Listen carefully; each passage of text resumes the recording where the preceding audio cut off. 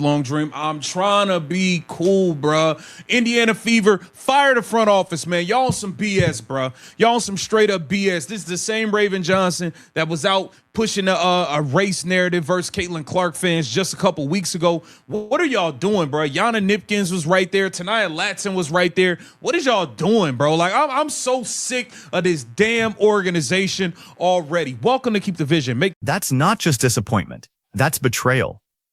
A content creator who's been riding with the Indiana Fever through everything. The rebuild, the coaching changes, the drama. And this is what breaks him. The Fever just used the 10th overall pick in the 2025 WNBA draft to select Raven Johnson from South Carolina. And the reaction from Caitlin Clark's fanbase? Absolute chaos.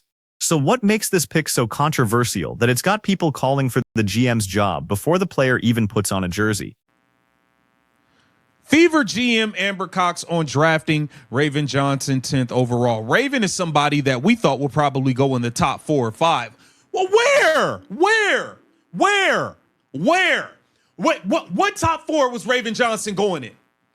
So you mean to tell me you thought Raven Johnson would potentially go before AZ Fudd or Olivia Miles or Lauren Betts or an Iowa fan? When? Where? Fire Amber Cox, bro. What are you talking about? You thought she could have went in the top 4 or 5. What? GM Amber Cox went on record saying they thought Raven Johnson could go in the top 4 or 5 picks. Top 4. Let that sink in. The same draft board that had Paige Buckers going first overall, followed by Kiki Iriafen, Olivia Miles, and Sonia Citron. Cox is claiming Johnson belonged in that conversation. Except no other mock draft in the country had her going before pick 8. Not a single one. ESPN had her at 12. The Athletic had her at 14. So either Amber Cox knows something every draft analyst in America missed, or the Fever just reached for a player at 10 who would have been available at 15. I cannot believe, like, bro, we had options. Yana Nipkins was there. Tanaya Latson was there. I wish Dugalich was there. She wasn't there. But it's like, come on, man. Come on, man. I'm so tired of this. I'm just tired of them, bro. I'm tired of them already. I'm tired of them, man.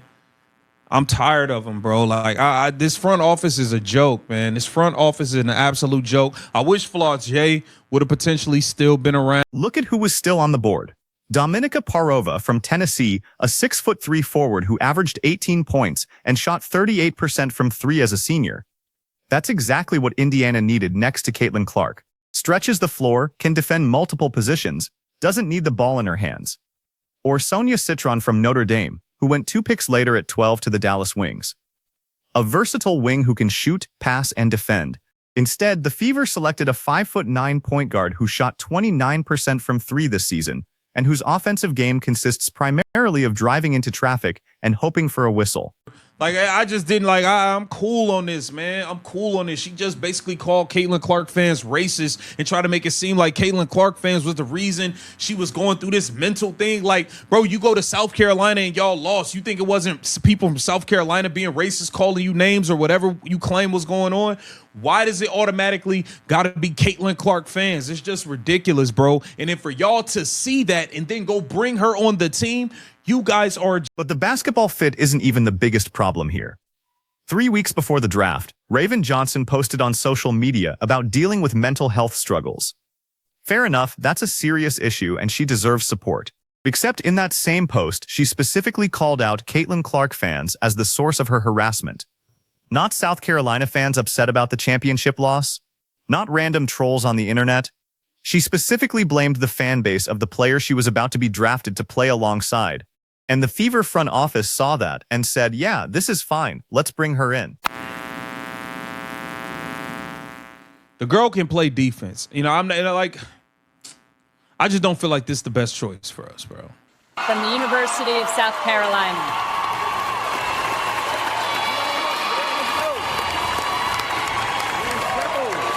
You about to get your ass cooked in practice. You about to get cooked in practice. Now we got to hear from these other South Carolina peoples and her peoples when she not getting planted. It's just like, bro. Oh, man. Well, Raven Johnson, after an incredible All-American season as a senior, the SEC Defensive Player of the Year. Dawn Staley called her the player she'll miss most from South Carolina, SEC Defensive Player of the Year, 3-time All-Defensive Team. Those credentials are real. Johnson can absolutely defend at an elite level. But here's the context the Fever are ignoring. South Carolina's system hit her offensive limitations. When you're surrounded by Camila Cardoso, Malacia Fulwiley, and Tessa Johnson, defenses can't just ignore you and pack the paint. In the WNBA, playing next to Caitlin Clark, defenses will absolutely dare Johnson to shoot. They'll go under every screen, they'll leave her wide open on the perimeter, and they'll collapse on Clark every single possession. That's not speculation. That's exactly what happened to Kelsey Mitchell's effectiveness when the Fever had non-shooters on the floor last season. I'm so tired of it, bro. It's just like, what a joke, bro. What a joke, man.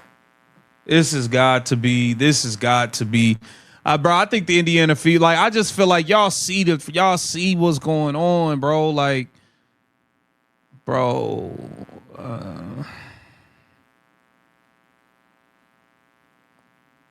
this is some bullshit, bro. I'm sorry, man. I just gotta keep it real, man. I ain't gonna lie to y'all, man. She might turn out to be cool. And the thing is, bro, she not even gonna play this year. Like, it don't even. She gonna be on the bench. Like, she ain't even gonna play. But it's just like, damn, bro. We could have got a better fit on and off the floor. You see what I'm saying? It's just like this wasn't the move. And there's the reunion angle. Raven Johnson and Aaliyah Boston back together from their South Carolina days. Sounds great for chemistry, right? Except Boston is entering a contract year, and the Fever need to figure out if she's their long-term center or if they're building around a different front court. Adding another South Carolina player to the mix doesn't simplify that evaluation, it complicates it. Now you've got a former college teammate who might get preferential treatment in practice rotations, who might influence coaching decisions, who creates an internal South Carolina faction within the locker room. That's not chemistry, that's politics. We could have won it, guys. Even if we had to get South Carolina, Tania Latson, I'm cool. I would have been cool with Tania Latson. Y'all wouldn't have got Raven Johnson, bro. Like, I see what time it is. I see what type of time y'all on. It is what it is. Get down in the comments. Let me know what y'all think. This Keep the Vision. Make sure you like, comment. Here's what makes this entire situation so frustrating for Fever fans. This wasn't a desperation pick. This wasn't trading up for a franchise player. This was the 10th pick in a deep draft, with multiple players available who fit obvious roster needs. The Fever needed shooting. They ranked 28th in three-point percentage last season. They needed size. They got killed on the boards in the playoffs. They needed veteran leadership. Their roster is still one of the youngest in the league. Raven Johnson provides none of those things. What she provides is defense and South Carolina connections. That's it. And for a team that's supposedly building around Caitlin Clark, who's entering year 3 of her rookie contract, that's not nearly enough. Think about the message this sends to Clark. Your front office just used a top 10 pick on a player who publicly blamed your fan base for her mental health struggles. A player whose offensive limitations will make your job harder because defenses won't respect her shooting. A player who reunites with her college teammate instead of addressing the actual holes in your roster. That's not putting pieces around your franchise player. That's prioritizing something else entirely. And what is that something else? That's the question nobody in the Fever organization wants to answer directly. Is it appeasing Aaliyah Boston? Is it maintaining a South Carolina pipeline because Dawn Staley's program produces winners? Is it Amber Cox trying to prove she's smarter than every draft analyst by reaching on a player she personally scouted? Whatever the reasoning, it's not being communicated clearly. And that silence is creating a vacuum where conspiracy theories thrive. The comparison to Connecticut's pick 2 spots later makes this even worse. The Suns selected Dominika Parova at 12, a player who immediately fills their need for frontcourt shooting and gives them lineup flexibility. That's competent roster construction. That's identifying a need and drafting to fill it. The Fever had the same opportunity at 10 and chose to draft for intangibles instead of production. Now, could Raven Johnson prove everyone wrong? Absolutely. Maybe she develops a reliable three-point shot in her first WNBA offseason. Maybe her defensive versatility becomes so valuable that her offensive limitations don't matter. Maybe the chemistry with Boston creates something special that doesn't show up in the stats. All of that is possible. But you don't draft on maybes at pick 10. You draft on probabilities.